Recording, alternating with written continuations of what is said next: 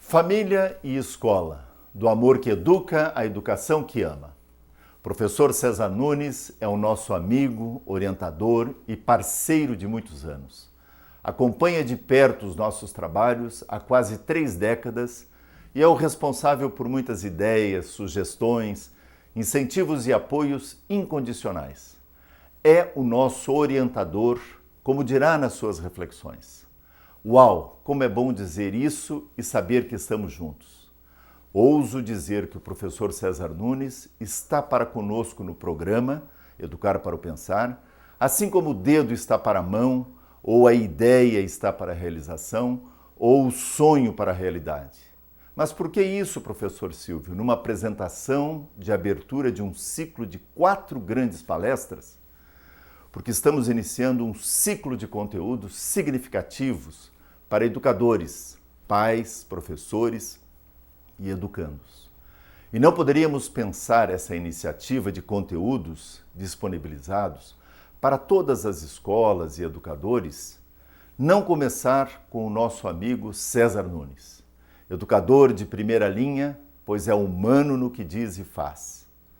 Quem de nós não se encanta com sua sabedoria, profundidade em suas reflexões e com o dom da fala encantando com seu espírito lógico, crítico, criativo e na simplicidade abordando temas tão profundos? Hoje teremos muito mais que um presente via suas reflexões sobre tema tão importante. Algumas ideias para refletirmos e nos colocarmos dispostos para a ação. Vai dizer para nós o professor César: um ano passa muito rápido, um ano parece um mês parece uma semana, e às vezes uma semana parece um dia. Então é melhor a gente pensar em décadas. Estamos há 3 décadas atuando com o programa Educar para o Pensar. Você, César, irá deixar para cada amigo que está aqui para assisti-lo, para refletir com suas ideias interligadas logicamente e embebidas de teorias e práticas, ditas de maneira clara e profunda. Tenho certeza de que não seremos os mesmos após a sua palestra, que será vista e revista por cada um de nós que aceitou o convite, o nosso presente. Tenho certeza de que a socialização das suas ideias, reflexões e ações e crenças fará que nunca mais sejamos os mesmos. Você, com maestria, paixão, muito amor, mostra a importância da família, do estudo e da escola nas relações ético-afetivas, do amor que educa e leva para que a gente possa começar a defender essa educação socioemocional muito além dos chavões e modismos de momento. Suas palavras são sábias e carregadas de sentimentos. Por favor, meu amigo, ocupe o seu espaço e nos faça viajar nesse maravilhoso mundo das ideias. Nos ajude a aprender a pensar mais e melhor, como queremos com o programa Educar para o Pensar, que completa 30 anos. Por favor, amigo César, nos conduza nos caminhos da sua reflexão, reforçando que não seremos os mesmos ao final desses minutos de diálogo que teremos com você. Muito obrigado. Eu fico também muito feliz de poder estar fazendo a abertura, trabalhando um tema fundamental, que são os diálogos entre a família e a escola na sociedade contemporânea. Diálogos são expressões que representam já a necessidade de canais entre diferentes tipos de interesses, personalidades, subjetividades, instituições. Uma pessoa precisa dialogar quando ela reconhece que a outra tem coisas e oferece coisas a ela que ela não detém. Então, diálogos. Diálogos desde Platão, o filósofo grego mais conhecido, que usava uma dinâmica, um estilo literário chamado diálogos para expressar suas ideias, até os nossos dias, a palavra diálogo é carregada de sentido ético, político, estético E em todos esses sentidos, a palavra diálogo representa a possibilidade de enriquecimento emocional, afetivo, cultural. Porque quem vai para o diálogo chega de um jeito, mas não sai do mesmo jeito. Deixa um pouco de si, leva um pouco do outro. Outra coisa que me interessa muito é lembrar que isso é um congresso. Congresso vem da palavra latina congregar, é juntar, misturar, trazer pessoas em comum, juntas. Eu gosto mais da palavra congresso do que uma palavra muito usada hoje, evento. Evento é uma coisa que já lembra uma banalidade, parece que a própria palavra já contém, é vento, o vento leva. Congresso não, o congresso fica, o congresso fortalece, o congresso revitaliza. Nós estamos fazendo um congresso para compreendermos melhor a nossa função, profissão, o nosso tempo, a nossa história.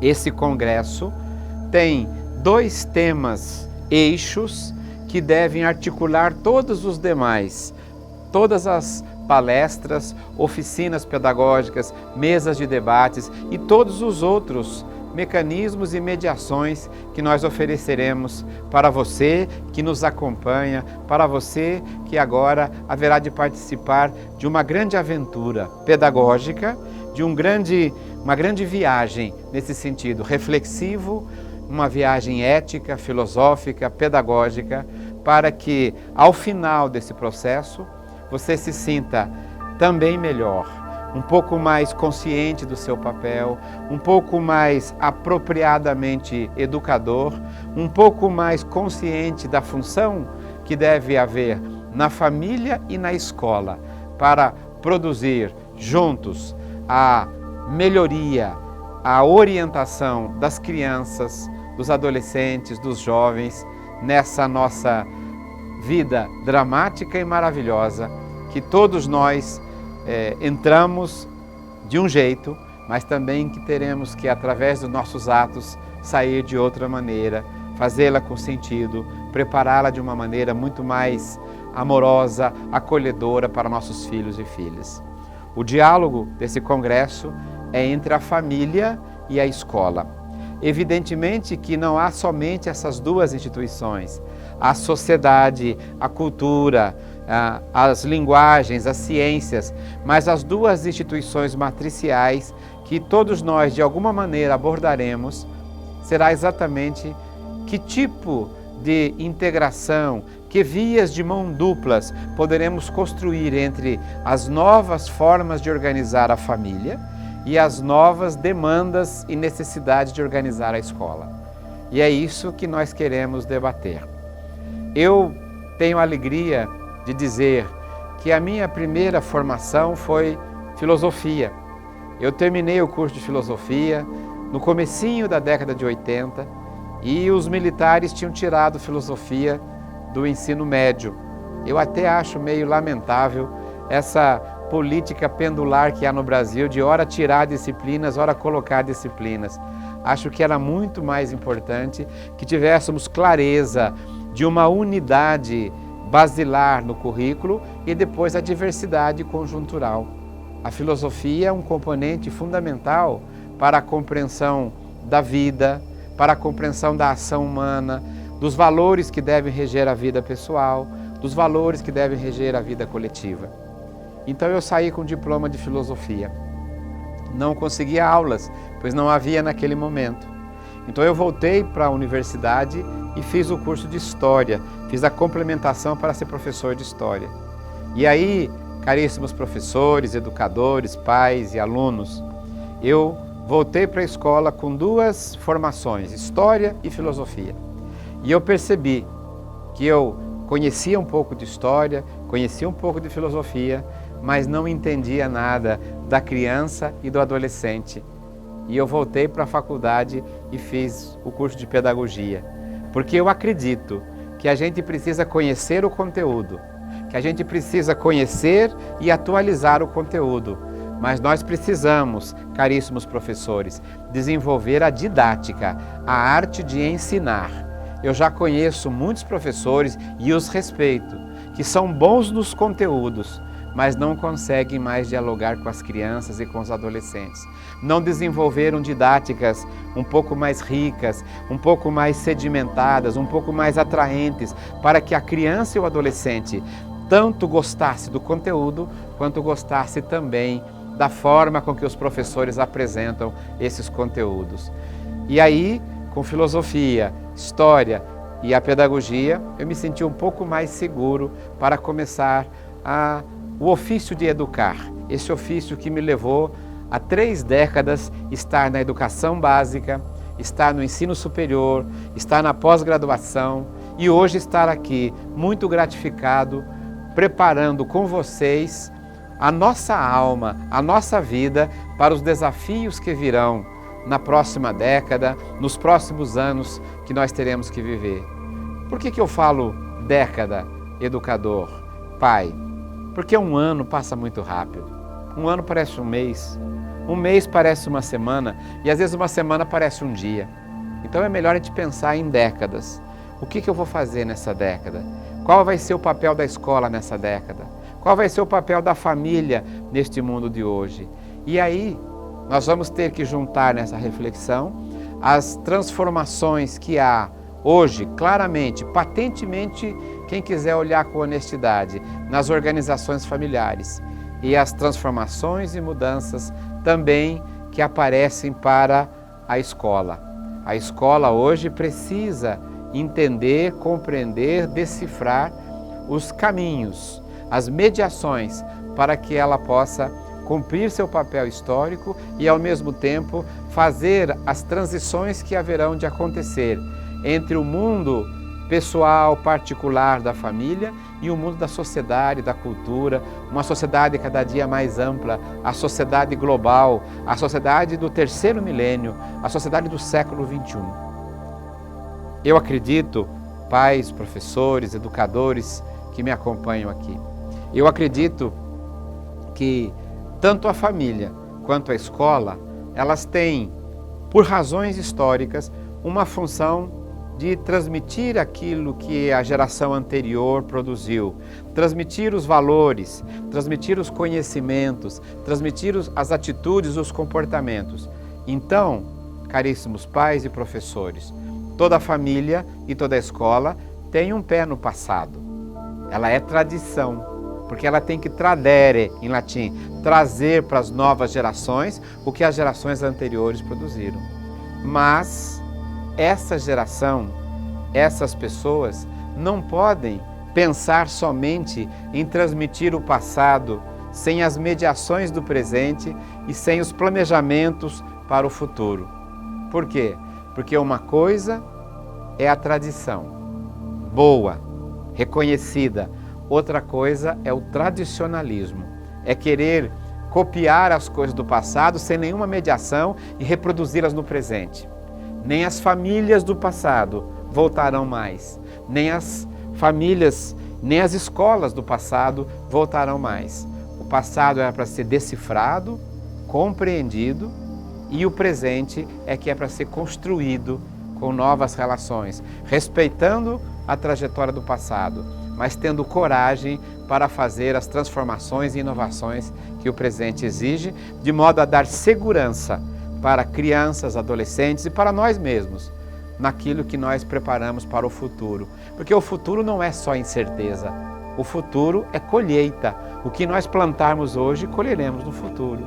Se plantarmos relações familiares vorazes, fúteis, superficiais, hedonistas, isto é, baseadas somente na busca do prazer, do bem-estar material e econômico, e não conseguirmos transmitir valores éticos, valores que possam organizar a moralidade, a afetividade, a sexualidade, nós faremos uma família que será muito mais um lugar de coabitação do que convivência. Coabitar, queridos pais, a gente coabita também em hotéis. Agora, conviver significa ter práticas de transformação, inclusive do nosso cotidiano. Significa respeitar o espaço, compreender a dinâmica da casa, estar nela com segurança, viver plenamente as contradições que ali há e depois trazer essas coisas para a sociedade e para a cultura. Também há muitas escolas que hoje aderiram de maneira muito rápida a um ideal de mercado. Eu acho que o mercado é um componente fundamental da economia, mas escola não é subserviente do mercado. Escola não é alguma coisa presa ao mercado. O mercado é, em última instância, um lugar de atuação, mas nós não podemos reduzir a função da escola ao sucesso no mercado. Você, se passar por essa escola, terá um emprego poderoso, ganhará salários admiráveis, você será sempre o vitorioso, você será sempre aquele que é o melhor. A competição pode ser um componente importante, mas não pode ser a única. Nós precisamos de uma escola que não somente prepare as pessoas para serem vitoriosos economicamente, também isso como consequência, mas uma escola que prepare para as pessoas receberem o que a vida tem de belo, de bom, de original, que é herança. Escola não é cobrança, escola é herança, é dádiva, é dar para as crianças e adolescentes as coisas e aquelas mediações que elas precisam para se humanizar, para serem pessoas melhores, para valorizar a si próprio, para reconhecer-se como sujeito e para decifrar o mundo, para decifrar a sociedade. Então, família e escola são duas instituições basilares da cultura ocidental, da realidade que nos traz da Europa para o Brasil. Mas nós hoje sabemos que há novas relações no meio da família e há novas relações no meio da sociedade. Relações familiares e relações escolares precisam ser tematizadas, precisam ser analisadas, para que tanto os pais possam cumprir o seu papel, quanto os professores cumprir os seus. E nem os pais continuem terceirizando para a escola funções que são da família, e nem a família jogue para a escola coisas que provavelmente elas possam fazer e devam fazer. Os dois, família e escola, se não encontrarem a sua dimensão, a articulação e a autonomia que há entre elas, não produzirão somente o fracasso de si, produzirão também o fracasso das instituições, porque a família que não prepara é uma família que somente põe no mundo, perdeu muito da sua potencialidade. E a escola que não prepara para a vida, põe somente no mercado, perdeu muito da sua dinâmica, porque pôr no mercado talvez um curso de formação profissional estreita possa fazê-lo também.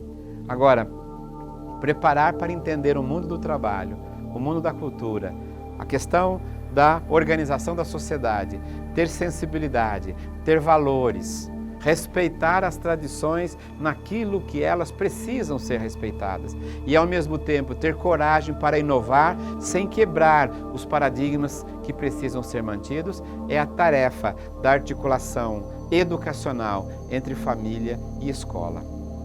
Você que é pai, você que é mãe, você também que é filho, todos nós somos, e você que é professor e como professor é pai também e é mãe, deve estar pensando quais seriam as formas de encaminhar uma relação fecunda, um diálogo, um caminho comum entre família e escola para o sucesso escolar, para a formação ética, para a formação cultural, para a humanização plena e para a cidadania de nossos meninos e meninas. É isso que nos congrega nesse momento, é isso que nos encanta. E é para isso que nós estudamos, nos preparamos e estamos aqui exercendo uma função que talvez seja uma das mais difíceis, a função de educar. O Freud dizia que a mais difícil função é educar e psicanalizar. Eu não sei de psicanalizar, mas de educar eu sei que é muito difícil. Por isso, nós vamos debater ainda nesses momentos dessa reflexão o papel da família, que eu defini numa expressão, o amor que educa, e o papel da escola, que eu defini numa outra expressão, a educação que ama. O dia que nós entendermos que tipo de amor cada um pode praticar, do amor que educa à educação que ama, nós teremos feito uma transição plena, transmitido a cultura, preparado as gerações e temos realizado o papel da família e da escola. Eu acredito que uma coisa que eu aprendi na minha infância com uma professora que marcou muito a minha vida, a professora Dona Cotinha.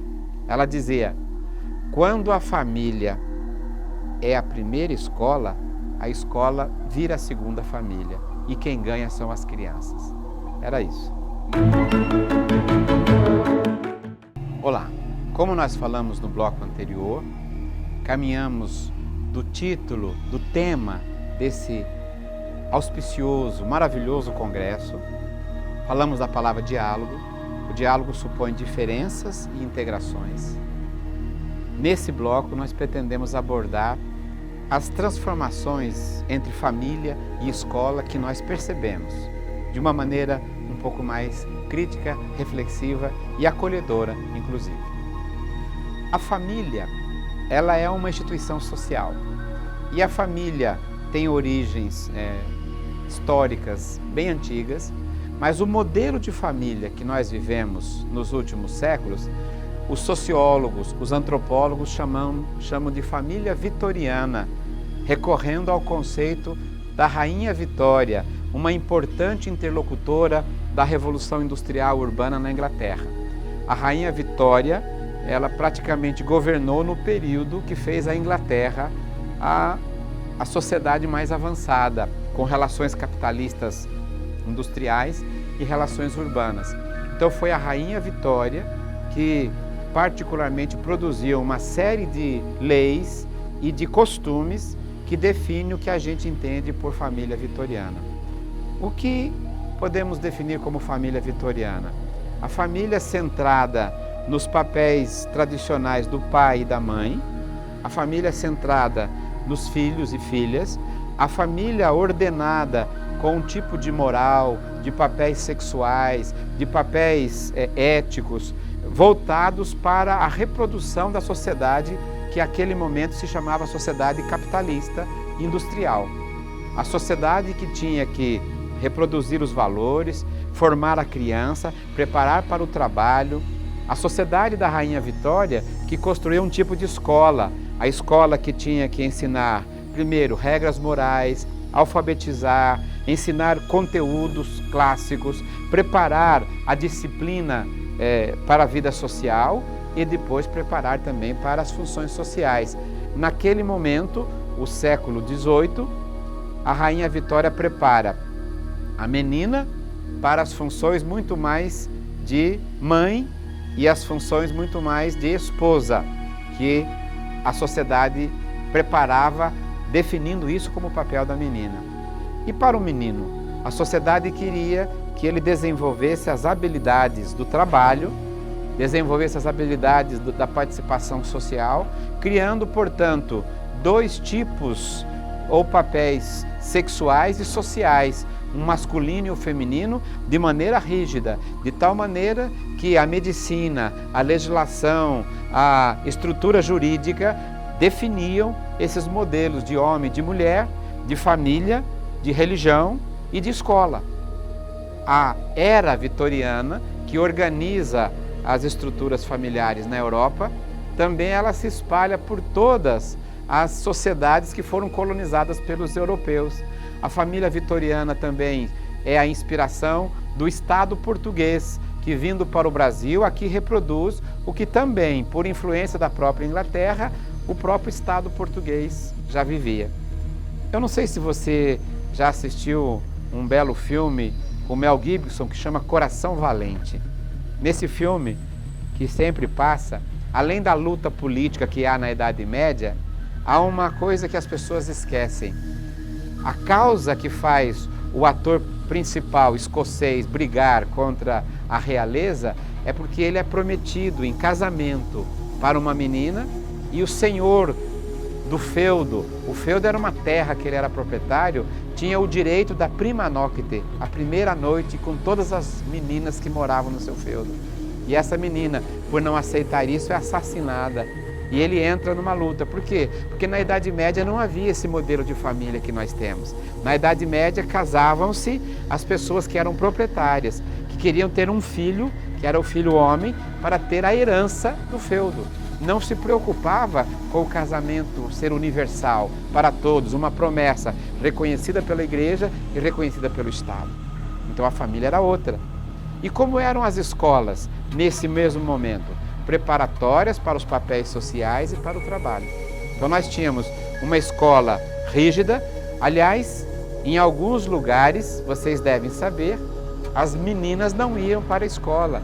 Quem vai preparar uma mudança profunda para que as meninas possam ir para a escola vai ser a reforma luterana, Martinho Lutero, porque nas escolas medievais as meninas não estudavam. Por isso, essa tese da escola inclusiva que nós lutamos hoje é uma tese que vem de longe, incluir as mulheres, e hoje está incluindo a pessoa com deficiência, está incluindo os herdeiros de uma tradição negra ou afrodescendente, porque a escola nunca foi uma instituição de inclusão. Ela foi sempre excludente, meritocrática e privilégio de algumas classes sociais. Então a escola meritocrática, uma escola que preparava para umas funções sociais, e a mesma família que preparava meninos e meninas para outra sociedade, no começo dessa era do capital, ela vai se espalhando pelo mundo. Aqui entre nós ela chega pela colonização portuguesa, ela se reforça pela experiência do Brasil imperial, ela se consolida legalmente pela experiência da chamada República de 1889 positivista, e no século XX ainda nós temos uma família rígida, patriarcal, monogâmica, e temos também uma escola ainda voltada para poucas ou pequenas frações da sociedade. Mas o Brasil, como todos os países, precisa desenvolver as relações do capital, a industrialização. E de 1930 para cá, nós vemos acelerar no Brasil as relações de trabalho de natureza capitalista. Se vocês quisessem avaliar um pouco mais, poderão procurar nos livros de história que a atuação do gaúcho Getúlio Vargas é tido como o início do capitalismo no Brasil. Estou falando aqui capitalismo como modo de produção, não como ideologia. O jeito de produzir a partir das relações do capital, da propriedade. Então, de 30 para cá, é que o Brasil precisa de ter escola para todos, porque de 30 para cá nós urbanizamos e nós industrializamos. E a indústria precisa de escolas. Até 1930, a escola brasileira é uma mera ilustração das elites. É um diploma para o senhorzinho, não precisa ser para todos. Porque não é preciso escola para uma sociedade que planta café, que tira ouro com escravos ou que produz cana. Para que o saber escolar para uma sociedade baseada nessas monoculturas? Agora não, com a industrialização e com a urbanização precisa de escola, porque a escola moderna é irmã siamesa da fábrica moderna. Só que de 30 até o fim do milênio, nós vimos o mundo também se transformar. E se o mundo na Inglaterra mudou, na Europa mudou, consequentemente mudaria também no Brasil. Então nós hoje dizemos, queridos pais, professores, educadores, que sobretudo da Segunda Guerra Mundial para cá, de 1945 para cá, quando nós vimos uma trágica realidade que foi a bomba de Hiroshima, e a bomba de Hiroshima não matou dramaticamente somente pessoas, dolorosamente. A bomba de Hiroshima também mudou as relações do próprio capitalismo. A bomba de Hiroshima também quebrou o monopólio da família vitoriana e da escola meritocrática e tradicional. De lá para cá, o mundo se globalizou a economia, também começou a perceber as reivindicações, né? O levante das colônias africanas, o levante, as revoltas e transformações da Ásia, a ampliação das dimensões do mundo com a América Latina, fizeram com que a tensão do mundo já não fosse mais entre Oriente e Ocidente, mas a tensão do mundo é entre Norte e Sul. E aí nós vamos ter hoje próximo de 7 bilhões de pessoas no mundo, e todos eles vivendo uma cultura cada dia mais interdependente. A expansão dos meios de comunicações e, no século XX, pais e professores, nós vimos alguns fenômenos acontecer. Que fenômenos? Em primeiro lugar, as mulheres deixaram a família e foram para o mundo do trabalho. Foi a partir da Segunda Guerra Mundial que as mulheres tiveram que trabalhar nas fábricas. E depois que a guerra acabou, não voltaram para a função do lar. Elas voltaram para o trabalho. E elas foram integradas ao mundo do trabalho. Outra coisa que já fez 50 anos, a pílula anticoncepcional. Com a pílula, o capitalismo foi capaz de oferecer às famílias um outro instrumento, o instrumento de controle da reprodução. E a pílula, o trabalho, a manifestação da televisão, do rádio, alteraram profundamente a vida da família vitoriana. E de lá para cá nós vimos acontecer o quê? Diferentes estágios, diferentes formações da família tradicional vitoriana. Nós vimos o quê? Transformarem-se as relações de trabalho. As mulheres passaram a ter carteira de trabalho, trabalhar, e muitas vezes as mulheres voltavam para casa e tinham que cumprir as mesmas jornadas ainda da família vitoriana. Os pais passaram a ter, primeiro, não mais as profissões tradicionais, uma série de profissões inovadoras que o capitalismo, quanto mais foi se expandindo entre nós, ele foi exigindo. E hoje o que nós temos? Uma sociedade que é predominantemente urbana, uma sociedade que tem grande parte da sua camada social, das suas camadas sociais, num trabalho que beira de 30, 35, 40 anos de trabalho da vida, uma sociedade de serviços e consumos, uma sociedade que alterou o papel da mulher, alterou o papel do jovem, da criança. Então, a gente pode perceber que a família patriarcal não é mais aquela, a família vitoriana, e a escola também não é mais aquela. Outra coisa que alterou radicalmente a nossa vida, o impacto das tecnologias digitais. Hoje, qualquer criança pode manejar um smartphone, um celular. Nós recebemos dados ao vivo imediatamente de todas as partes do mundo, transmitimos coisas, o que há uma década, talvez um pouco mais, não era possível. O impacto das tecnologias digitais na educação escolar e na família alterou radicalmente o nosso cotidiano. Há pessoas que dedicam-se mais às tecnologias digitais do que até às próprias conversas entre si. Nós temos hoje, muito denunciado por alguns educadores, que estamos perdendo os filhos para o quarto. Diria não só para o quarto, para o smartphone. Estamos perdendo os filhos para as tecnologias digitais. E aí, será que as tecnologias digitais são uma coisa ruim? Será que elas não podem ser apropriadamente entendidas e educadas para fazer o que elas precisam fazer, melhorar a condição humana? Será que a família tem que ser um lugar somente de coabitação, onde o pai trabalha para sustentar a família, produzir as estruturas institucionais, mas o pai não tem tempo de conversar com os filhos, o pai não tem tempo de ver a criança crescer, o pai não participa dos universos dos filhos? Eu brinco em algumas palestras, virou mais um patrocinador do que um pai. É um patrocinador que dá presentes, que se busca compensar a sua ausência na vida dos filhos com compensações econômicas e às vezes pecuniárias. E a mãe? A mãe, nessa transformação radical, o que as mães também sofreram, não por culpa evidentemente, pelas mudanças das relações de produção. As mães perderam as conversas com os filhos, as mães perderam o aconselhamento, perderam do modelo anterior uma culinária que passava-se de geração em geração, hoje ela está dividida por gênero, por todos os gêneros, perderam a medicina primária, perderam os conselhos, as simpatias, e a mãe hoje, trabalhando e convivendo, ela tem que dar conta de diferentes universos. E muitas vezes, premido pelas relações da sociedade de hoje, transfere para o pediatra, para o ginecologista, para o médico especializado e para o psicólogo, quando necessário, funções que poderiam muito bem, humanamente, ser desenvolvidas por conversas, por proximidades e por afetos entre pais e filhos. A família mudou radicalmente. É preciso que a gente reconheça o que na Inglaterra levou 2 séculos, levaram 2 séculos pelo menos para alterar. Na França, 2 séculos. No Brasil foi feito em 50 anos, de 30 aos anos 80. Então nós, queridos pais, professores, sofremos uma tragédia cultural histórica, Perdemos os valores da família tradicional, que também tinham alguns valores, e não conseguimos construir os valores da família moderna.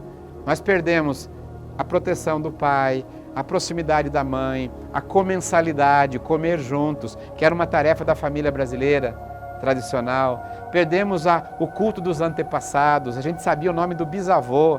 Perdemos a convivência, a hospitalidade. Ai de alguém que passasse na casa de uma pessoa e não ficasse para almoçar.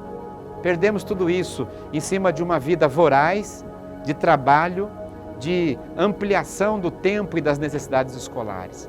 E hoje, a família chamada contemporânea brasileira, centrada sociologicamente no casamento ou no contrato entre pessoas, ou então a escola de hoje, que tem que preparar para ter uma boa profissão, para compreender as regras sociais. Elas hoje já não são mais a escola e nem a família patriarcal e a família vitoriana. São outras famílias, são outras escolas. Agora, nós precisaremos entender que nessa mudança radical, há coisas que nós precisamos resgatar do passado, para que as crianças tenham um pouco mais de segurança. E há coisas que nós temos que não ter medo, aderir e apropriar com algumas condutas éticas, com apropriação pedagógica. Eu não sou contra as tecnologias digitais, mas não acho certo uma pessoa ficar mais tempo, digamos, no celular, ficar mais tempo no smartphone e não conversar com seus pais numa mesa, não conversar com seus pais num lugar apropriado, ficar cada dia mais alienado por uma identidade. Para terminar esse bloco, eu queria lembrar o que o José Saramago escreveu numa das suas obras. A caverna de Platão, aberta à visitação. Platão dizia que os homens estavam no mundo olhando uma caverna no fundo e a sombra do sol projetava as sombras no final. Platão dizia que os homens estavam vendo o mundo às avessas. Termina Saramago. Platão não conhecia a internet. Tem quanta gente olhando na caverna e perdendo a dinâmica do mundo. Família e escola terão que criar um lugar para as tecnologias digitais, recuperar algumas liturgias afetivas, emocionais e coletivas da família chamada tradicional, para produzir segurança afetiva, para produzir cultura, conhecimento e gerar crianças para a autonomia e para a liberdade. É o que nós tentaremos mostrar no próximo bloco. Como nós vimos no bloco anterior, nós tentamos mostrar ali as mudanças sociológicas, econômicas que determinaram as transformações da família, da era vitoriana para a família urbana industrial de hoje, e da escola clássica, preparatória para a vida da sociedade, da cultura e do trabalho, para uma escola hoje que é chamada a fazer novas e dinâmicas funções. Isso no Brasil se deu com alterações também comportamentais, afetivas, emocionais, mudanças de representações de direitos, e nós então tivemos mudanças econômico-políticas e mudanças culturais sociais. É isso que nós precisamos entender. Ninguém muda de um modelo de família para outro porque escolheu mudar. Ninguém é culpado por isso, ninguém é moralmente superior ou inferior. As dinâmicas da sociedade é que alteram as formas de viver e de conviver. Agora, nós temos uma Constituição, nós temos uma organização jurídica que respeita as diferenças e liberdades de religião, de gênero, de autonomia ética, moral, de credo, de valores, de culturas.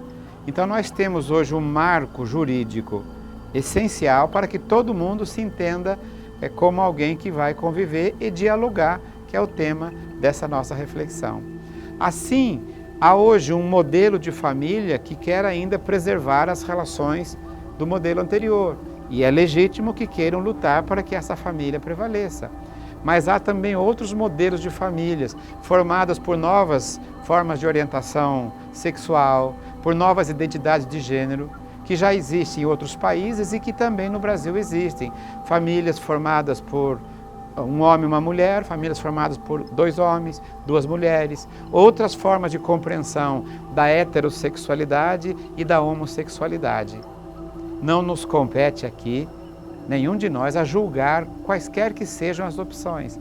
O que nós precisamos dizer é que cada um tem juridicamente, culturalmente, o direito de escolher a forma que quer viver a sua vida e que quer conviver. E que o que não pode faltar na família é proteção para as crianças, é afeto, amor, segurança, equilíbrio e desenvolvimento humano e acolhimento. Juridicamente isso já está garantido, mas culturalmente ainda não.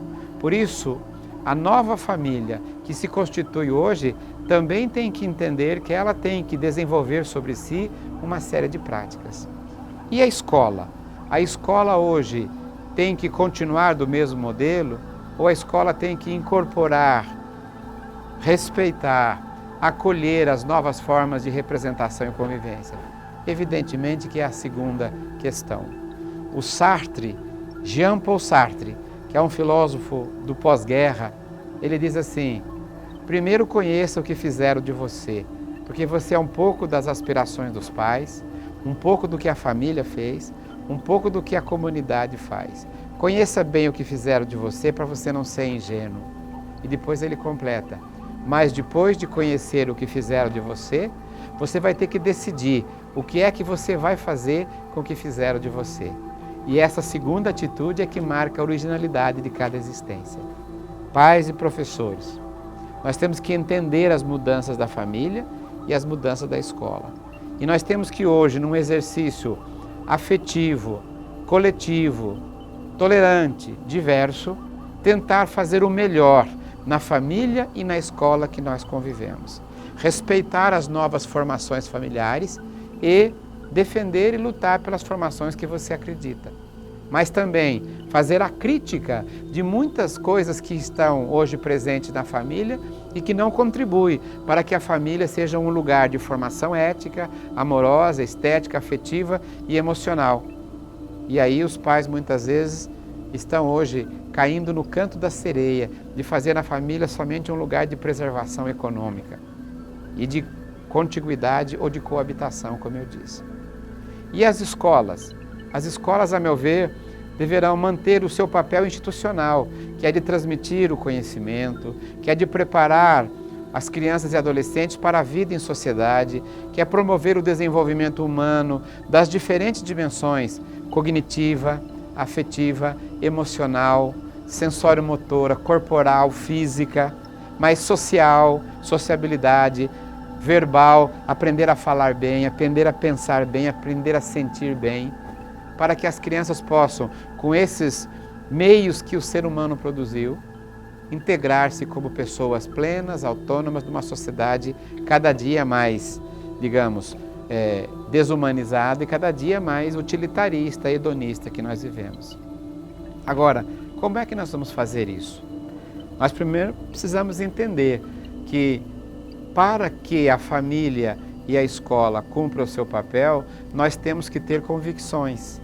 O pai e a mãe têm que ser o primeiro, o professor e a professora têm que ser o modelo daquilo que querem para as crianças. Vou dar um exemplo. Nós queremos que as crianças leiam e gostem de ler, até famílias que querem antecipar a alfabetização das crianças. Para quê? O Brasil tem a triste estatística de 1,8 livros per capita. Não chega a 2 livros por ano por pessoa, contra 8 livros no Uruguai, 11 na Argentina, contra 26 na França, 29 na Alemanha, 30 em Cuba. Como é que nós podemos querer que as crianças leiam se pai e mãe nenhum lê? E depois quer que a escola ensine isso, se durante todo o período da família nunca leu um livro, nunca sentou para ler uma obra, não fez nada? Não é possível. O Gandhi dizia: seja você no mundo a mudança que você quer para ele. Você quer que o seu filho leia? Tem que desde o começo ter práticas de leitura, tem que ter práticas de estimulação, evidentemente que na idade certa, porque criança até os 5 anos de idade tem que brincar, tem que cuidar, tem que desenvolver o corpo, a sensoriedade, a afetividade, a sociabilidade e a fantasia. tradição oral, contação de história, brinquedos e brincadeiras. Eu fico entristecido, pais, de famílias que sem informação e sem conteúdo pedagógico, desde muito cedo começam a dar smartphones, começam a dar pequenos tablets para a criança de 1 ano, 2 anos ficar presa. Criança de 1 ano e 2 anos tem que movimentar o pescoço, tem que ver de onde vem o som, tem que ampliar os seus sentidos. E quando ela fica presa numa estimulação visual só, ela vai depois cada dia mais ser dependente de jogos, cada dia mais violentos e cada dia mais excitantes, porque o cérebro já não se satisfaz mais com coisas pequenas, uma descoberta, uma coisa, só com grandes tramas violentas. As tecnologias digitais podem ser um bem, mas pode ser um mal. Se não tiver limite, se não tiver disciplina, liturgia, é preciso que a família desenvolva, pelo exemplo, critérios éticos e pedagógicos para a apropriação tecnológica. Não pode em qualquer lugar, o conteúdo inteiro. Eu já vi uma família, 4 pessoas, sentarem os 4, cada um com seu celular, para jantar. E pediram, cada um olhando para o seu aparelho. Depois comeram a pizza de maneira quase que bárbara, tentando achar o resto da pizza fria, porque o interesse deles estava na caverna. E depois saíram tropeçando, perderam a oportunidade de conversar, de falar, de lembrar o dia, de brincar, de um ajudar o outro, legitimar. Eu acho que a gente precisa pensar nisso. Acho que a gente precisa encontrar alguns limites para a invasão que as tecnologias digitais fizeram no nosso cotidiano. A gente vai com os smartphones até o banheiro. Eu acho que não tenho nada contra isso, mas isso é só um sinal do que a gente está fazendo com a nossa vida. Perdendo a conversa, perdendo as trocas, perdendo como foi o seu dia, quais foram os seus conflitos. E há pais e há filhos que conhecem mais a vida do político em destaque, ou do ator e da atriz em destaque, do que a vida do seu pai.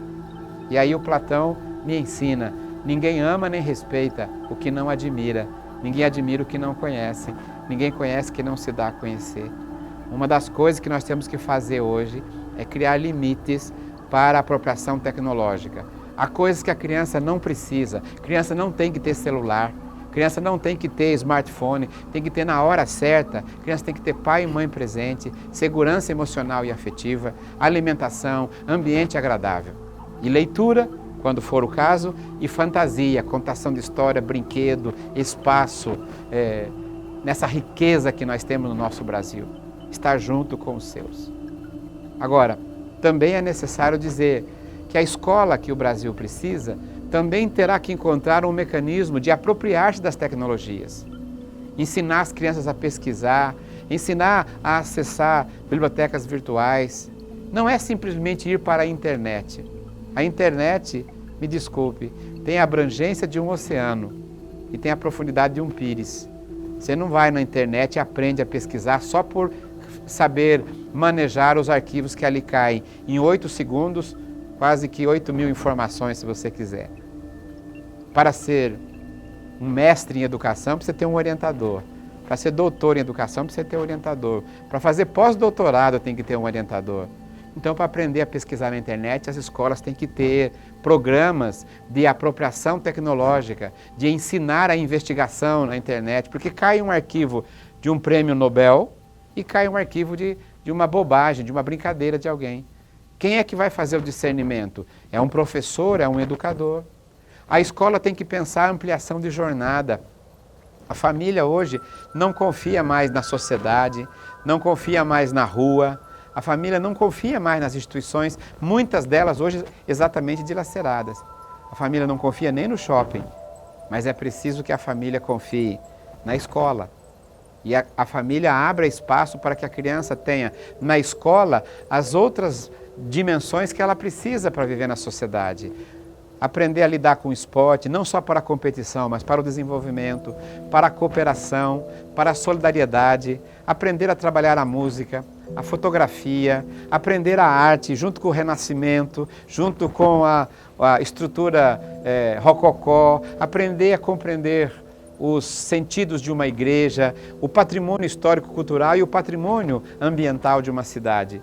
Isso não se faz somente com chamados acervos tecnológicos ou da televisão, se faz com a palavra emocionada de um pai, de um professor que fale bem de algo e a criança vai internalizar, de um professor que oriente o significado de um monumento histórico, de um papel, de uma cultura.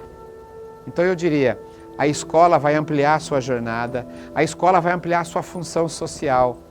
Quando eu era coordenador numa escola, professores e pais queridos, o pai que chegava para matricular na minha escola, geralmente era a mãe que decidia, mas a primeira pergunta que ele me fazia: professor, já que ela decidiu matricular aqui, o senhor me garante que o meu filho vai passar no vestibular da Unicamp?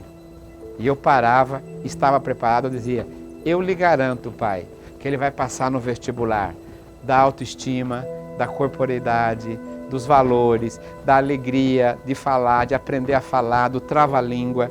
E um dia ele vai aprender a pensar, e um dia ele vai aprender a resolver os fonemas, a matemática, a física, e um dia ele vai aprender as abstrações.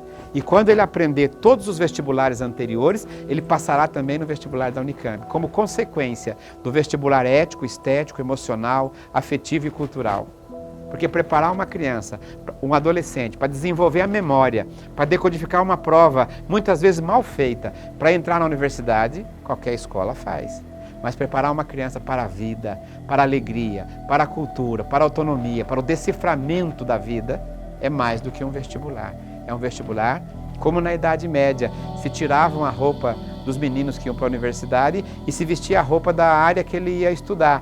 Ele trazia a roupa da família, tirava-se aquela roupa, colocava uma túnica preta. Se ele ia fazer medicina, uma túnica branca. E o reitor falava: aconteça com seu corpo, aconteça com sua alma o que nós fizemos com seu corpo. Tiramos a roupa que aqui vieste e a partir da entrada na universidade ou na escola, sejamos capazes de mudar a roupa da sua alma. Então é por isso que a entrada das universidades chamava-se vestibulum, raiz da palavra vestibular, lugar de trocar da roupa da alma.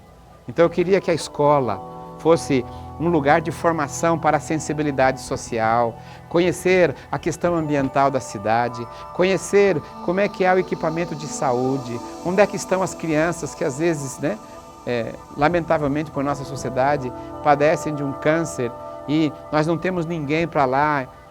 Na minha cidade tem os hospitalhaços, estudantes que vão visitar as crianças, os asilos, visitar os espaços sociais. Como é que se faz a coleta do lixo? Desenvolver nas crianças a atitude ambiental. A escola e a família, se cada um desses fizer o seu papel, as crianças terão um caminho, terão um rumo, terão um jeito de compreender a existência e vivê-la e vivenciá-la. Nós não temos que determinar de maneira autoritária as coisas todas. As crianças hoje e os adolescentes precisam de autoridade afetiva. Agora, autoridade afetiva significa o quê? Que nós temos que ser exemplo, que nós temos que ser os primeiros, Professor que grita com o aluno, autoriza o aluno a gritar com ele. Professor que não confia no aluno, autoriza o aluno a não confiar nele. Os pais, cada um da sua maneira, deverão ser os primeiros também, em todos os universos da ação humana, a reconhecer nos seus filhos com dignidade um outro ser, uma diferença e a partir da sua experiência colocar tudo isso a serviço da felicidade e da autonomia dos filhos. Eu sempre tenho dito, quando os pais me procuram na escola, eu falo: como é que é meu filho? Eles querem saber da nota. Eu digo: olha, pai, antes de tudo, eu queria lhe dar um abraço, porque a coisa mais linda que um ser humano pode produzir, eu uso essa palavra, é outro ser humano. E a coisa mais linda que você fez foi o seu filho, que você pôs na minha escola. E por ter posto na minha escola, eu sou professor, porque se eu não tivesse aluno ali, eu não poderia nem exercer a minha profissão. Então, antes de tudo, eu quero lhe dar um abraço, por agradecer, por você acreditar na vida, ter gerado um filho e ter matriculado na minha escola. O pai se assusta, porque eles estão preocupados com o aproveitamento das notas. É uma coisa importante, mas não é a principal e não se pode reduzir a escola a isso. A escola tem que ser mais. A escola tem que ser aquilo que cria um hábito de investigação, uma capacidade de resolver as questões, uma autoconfiança, uma capacidade de escrever o que você pensa, de falar o que pensa, escrever o que você acredita, de sentir com os outros, uma palavra sobre o mundo e sobre a vida. Eu acredito que família e escola unidas nessa direção, deverão produzir uma realidade muito mais dinâmica e muito mais emancipatória que nós temos, né? A família, lugar da primeira experiência gratuita de amor, que a gente tenha mais espaços juntos, né? Eu defendo celebração dos aniversários, eu defendo convivência no lazer.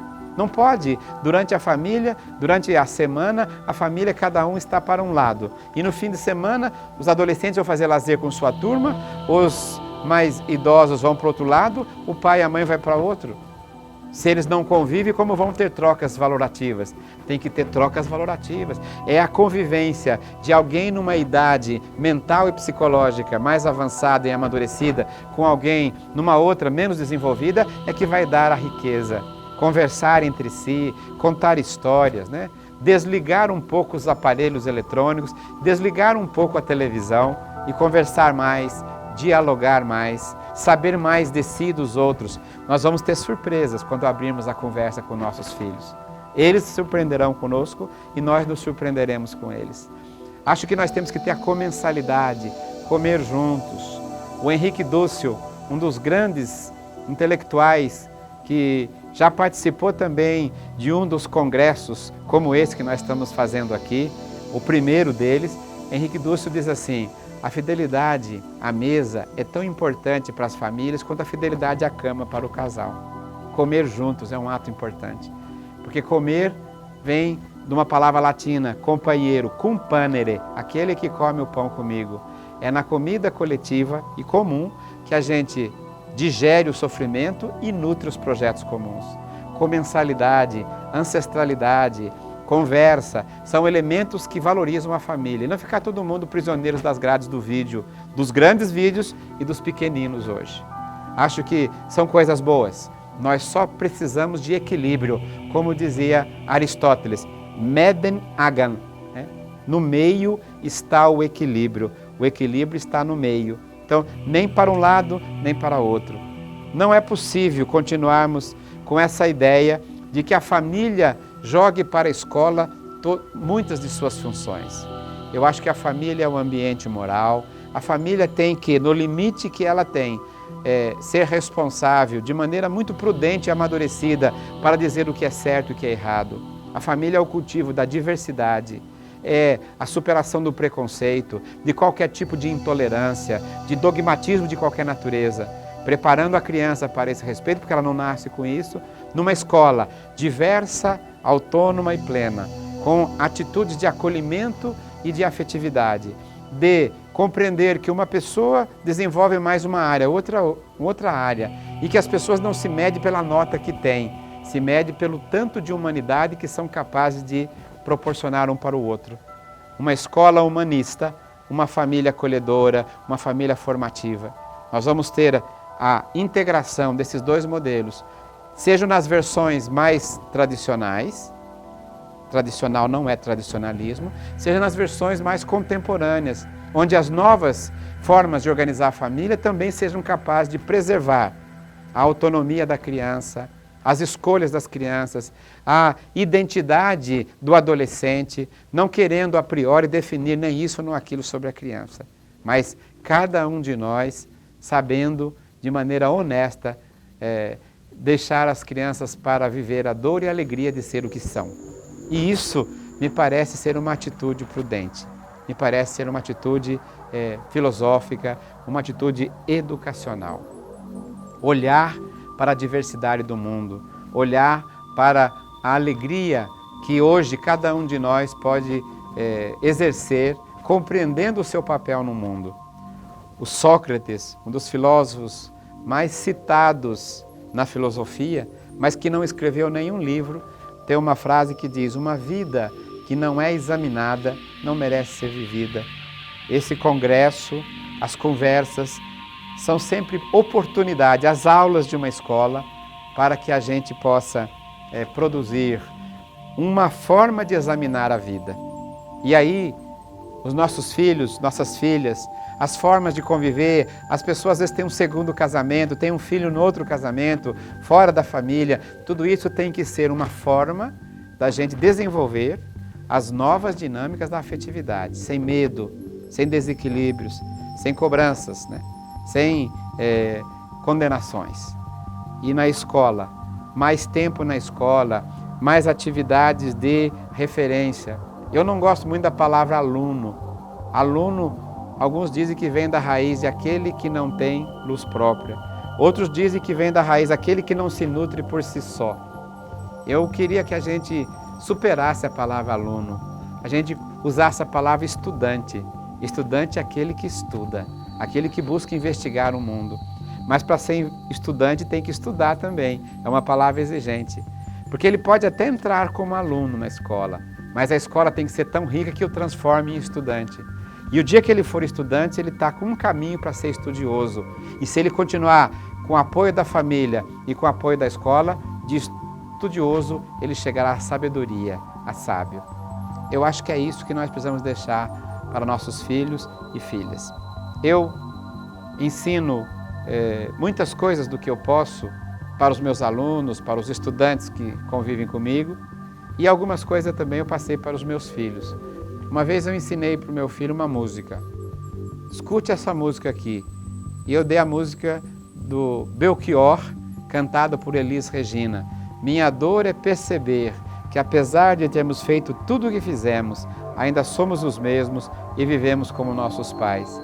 E aí ele me falou, como as crianças são criativas, ô pai, essa música é linda, mas engata uma marcha ré na vida, ao invés de eu avançar, eu estou voltando? E 2 dias depois ele diz, pai, escuta essa aqui, que vai ser uma música que vai tirar a culpa que a Elis Regina pôs no seu coraçãozinho. E me deu Pais e Filhos, do Renato Russo. Vocês conhecem, né? Você culpa os seus pais por tudo. Isso é um absurdo. São crianças como você, o que você vai ser quando você crescer. Porque para ser um pai e professor do passado, voltemos às marcas do passado, voltemos às contradições do passado. Mas para ser um pai e professor do presente para o futuro, nós também temos que aprender com as crianças e adolescentes, com o nosso tempo, com a nossa vida. E o caminho de aprender, o caminho de dialogar, começa com uma atitude primeira, que é pauta ética e pedagógica. E por que não dizer pauta política, que está no estribilho da música do Renato Russo. É preciso amar as pessoas, como se não houvesse amanhã. Porque se você parar para pensar, na verdade não há. E aí, queridos pais, professores, estudantes, pesquisadores que estão aqui, nós não podemos deixar de cultivar uma prática de acolhimento e de amor. Não é o amor piegas, reduzido hoje aos discursos consumistas, sexualizantes aí. É o amor que tem projeto, o amor que acolhe, que respeita e que faz desenvolver a pessoa em plenitude. Por isso, eu queria que vocês começassem com o meu carinho, o meu abraço, com essa palestra do amor que educa, relações familiares, sejam quais sejam as formas da família, a educação que ama, sejam quais sejam as organizações da escola. Muito obrigado, um bom congresso a todos.